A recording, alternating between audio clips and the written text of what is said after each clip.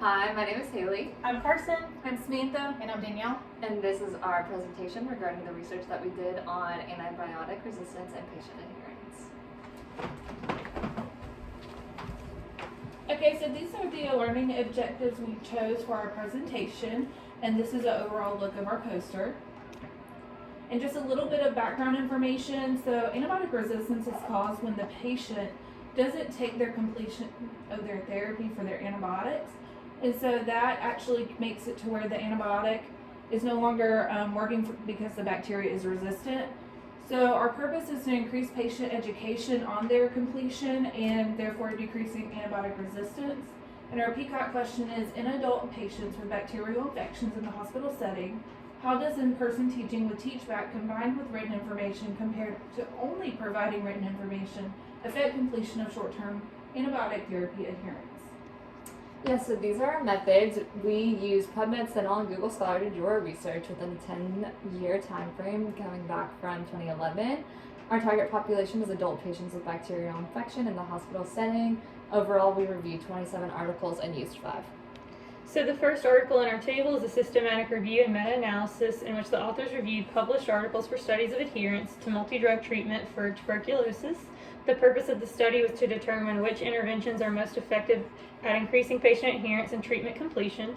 The findings showed that providing patients with more support during their treatment, which could include SMS text or patient education, increases the number of patients who successfully complete their treatment and reduces the number of patients who develop drug-resistant tuberculosis. This article was graded using the AmStar 11-point checklist and received a B grade, as well as a level of 1 on the Stettler evidence hierarchy, making it reliable and the strongest level of evidence. So our second article is a cross-sectional study aimed at describing the engagement of infection preventionists and bedside nurses in hospital antibiotic stewardship programs. A survey was emailed to members of the Infection Prevention and Control Network across the U.S. to determine their perception of infection preventionists and bedside nurse engagement. Their results revealed that the antibiotic stewardship programs were well supported by leadership, but they needed role clarification for the nurses and preventionists to be able to assume greater roles in patient education. And this article was graded using the Strobe 22-point checklist and received a B score as well as a Stettler level 4, making it reliable but less applicable. The next study focuses on nursing student knowledge and awareness of antibiotic use. It's an observational cross-sectional study from 2019, asking 50 closed-ended questions to nursing students at the University of Santiago to test their knowledge in antibiotic resistance and infection control.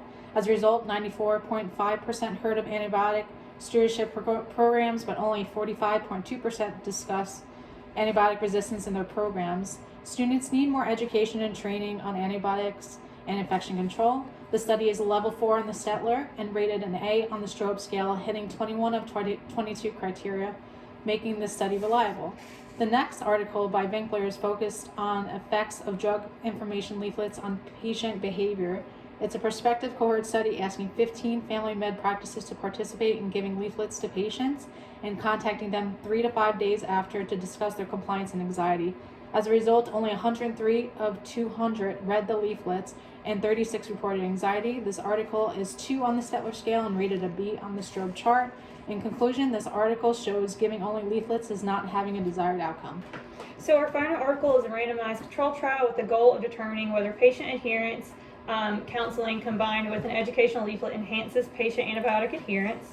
Pharmacists in the intervention group used an educational leaflet to counsel patients, and pharmacists in the control group counseled patients as usual. Patients were then contacted by phone and interviewed using a questionnaire, and the findings showed significantly enhanced adherence in the patients that received the educational intervention and counseling. This article was graded using the Consort 25-point scale, and it received a score of A as well as a Stettler level 3, making it reliable, valid, and applicable to practice. So the current clinical practice guidelines really emphasize the prescriber education about antibiotics and also just strict prescribing habits. So this really leaves an opening for the patient education. So we think it should be updated to include more strict patient education, direct face-to-face. We think that this will be accomplished through teach-back methods and follow-up calls after a prescribed antibiotic. The bottom of our PowerPoint page shows the stakeholders, the barriers, and the cost. So in conclusion, the evidence for our resources show that patients are not complying with their antibiotic therapy due to the lack of education. So if we educate the nurse and the patient, we could ultimately decrease antibiotic resistance. And that is the conclusion of our presentation.